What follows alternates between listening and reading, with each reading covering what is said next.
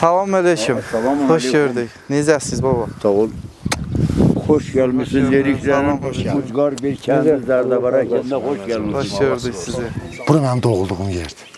Vətənimdir. Ana beşiyimdir. Ona görə mən buranı çox sevirəm. Kənd təsərrüfatı ilə məşğulam. Kənddə yaşayıram. Sakitçilik, bekar qalmayım deyə, boş vaxtlarım necə deyirlər, vaxtım belə boşuna uçmasın deyə dəyərləndirirəm. Baba sizin indi dediniz 90 yaşınız var da. İnşallah 90 olacaq. Ha, bu muayene o.